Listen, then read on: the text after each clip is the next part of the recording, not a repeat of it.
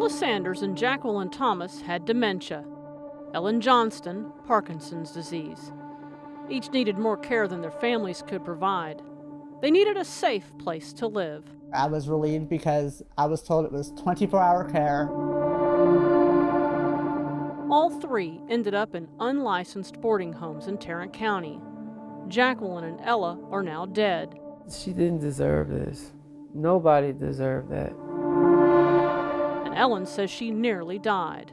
Well, I'm so lucky that it happened to me. We blurred photos of the pressure wounds she says she got while in that home because they're so graphic. I went to hell.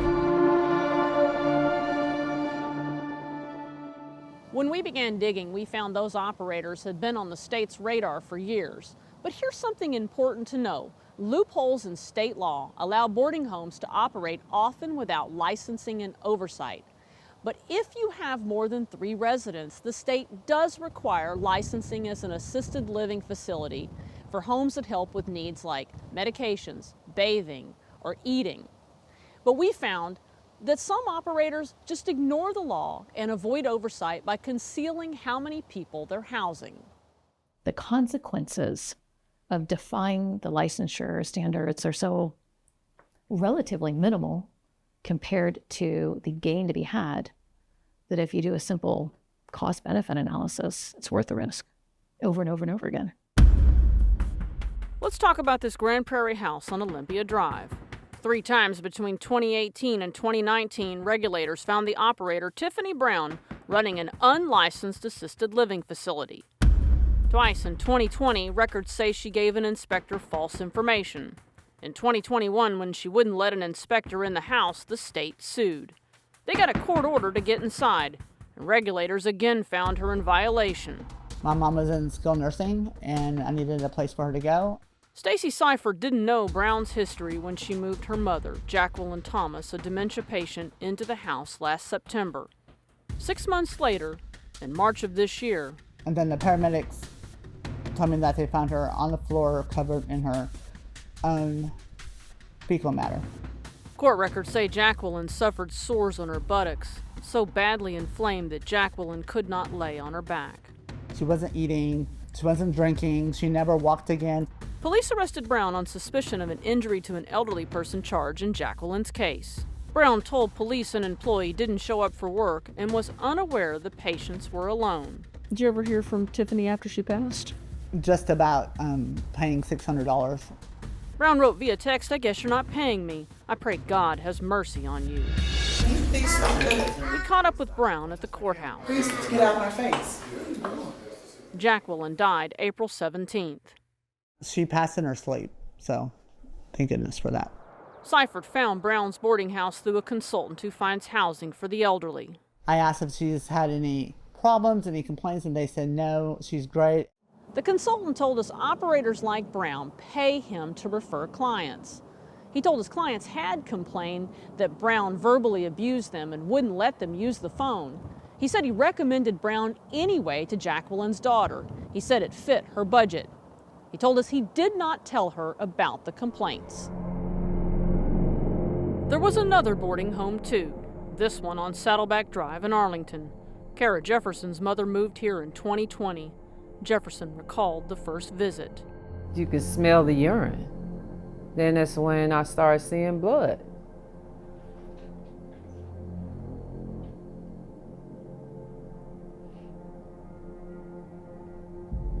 And I saw bruises on her body. And I said, well, what's going on? That's when, she had said they won't feed me or give me anything to drink. She said the operator of the home, Irika Hamilton, was there. And I asked her what happened to my mom. And I can't remember the answer that she even gave me. These graphic photos show the wound on Ella's back. 13 days later, she was gone.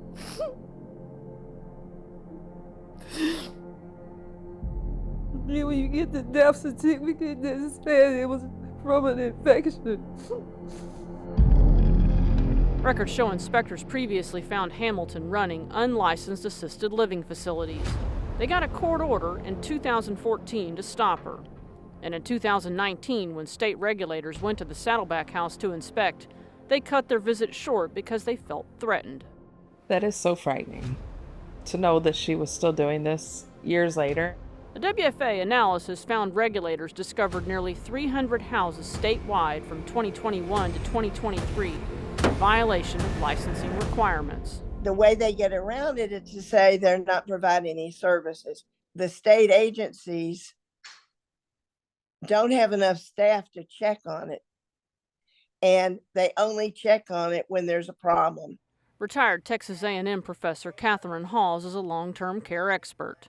In the unlicensed facilities, it's grim. After Ella Sanders died, Ellen Johnston moved into a different Arlington home, also run by Hamilton. We went and looked at the house. Everything was clean. We were told all the right things. Did you think this was a licensed facility? Absolutely. I absolutely felt safe and protected sending her there. 4 months later, I told the caretaker that I was going to go to the hospital. So we called the ambulance. And when they called me, they said it's a stage 4 bed sore to the bone, infected. And what was Arika's response to all this? She wanted payment. And I'm like, that's your concern? My mom is fighting for her life. Ellen now lives in a nursing home. The wound is still healing 2.5 years later. I have suffered so much with this bed sore. Hamilton settled the lawsuits filed by Ellen and Ella's family. Her attorney told us those settlements prevent her from addressing those allegations. There's people out here referring to places like this without any kind of fact checks. Are they licensed? Are they operating legally? Nobody's checking that. The Texas Health and Human Services Department told us it's not a criminal matter to operate an unlicensed assisted living facility. Instead, it's a civil matter. And if a person keeps doing it, the state says it can get a court to order them to stop. However, our investigation found examples in state records of operators ignoring those court orders. I think what you're talking about is really the regulations lacking teeth. We need to have a system in place that's ensuring that people aren't being abused and neglected. Tiffany Brown is currently out of business and out on bond. Someone else operates the house on Olympia. We went by Arika Hamilton's house on Saddleback, the one Ella lived in. What do y'all do here? Take care of the An employee told us the clients have dementia. What do y'all do for them? everything. There's more to this story, and we'll keep digging on unlicensed boarding homes. Diana Acox grew up in this Fort Worth house on Mariann's Meadow Drive. She inherited it from her parents. She didn't have children of her own, but cared for others' kids. She was a nanny. She was nannying up to COVID. And she was nannying twins. She was diagnosed with dementia in 2021. She was just really sweet and confused. A doctor concluded Diana was mentally incapacitated and couldn't care for herself. She got discharged to a group home, and that is run by Arika Hamilton.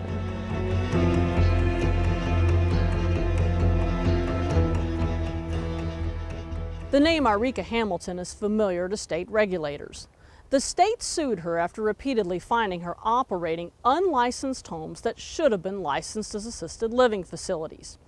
Two families also filed lawsuits alleging she neglected the care of their loved ones. And now there's questions in a court battle about how she came to own Diana's home. Advocates say the allegations here point to the state's failure to adequately protect the vulnerable from financial exploitation. Diana's house in Fort Worth sat vacant for 2 years while she lived in Arika Hamilton's unlicensed boarding home on Saddleback Road in Arlington. In 2022, Hamilton filed a suggestion of need, saying Diana was mentally incapacitated and needed a guardian. So that would indicate that she knew full well she wasn't competent. Correct. She also wrote, she is unable to pay for both her care and her mortgage. Hamilton checked a box describing herself as a friend. While that was still pending with the probate court, this document showed up in county records. An August 2023 deed showing Diana sold her Fort Worth house to Hamilton for a price of $120,000. Diana did not know what she was signing. I do not know if she even knew how to read the contract. Records show 13 days later, Hamilton put the same house up for sale for $225,000. By then, an attorney appointed by the probate judge was suspicious and blocked any future sales. The court began the process of appointing attorney Andrea Casanova as her guardian. Casanova went to see her at the boarding home. The staff originally did not want to let us enter the home, even though we had a court order. I was able to visit with Diana for about maybe 10 minutes at the most, until they came back in and they wouldn't let me speak with her privately.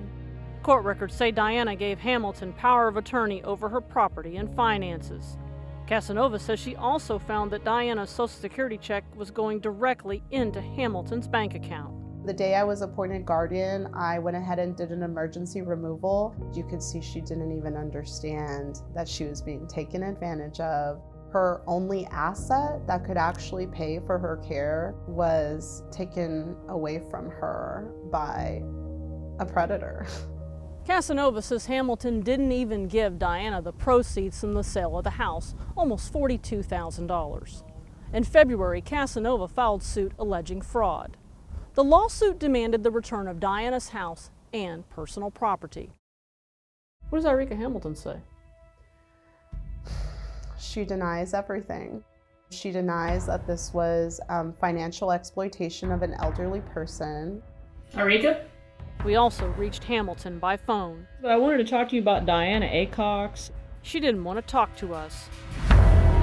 There are similar questions in an unrelated case involving another boarding home operator named Regla Becaire.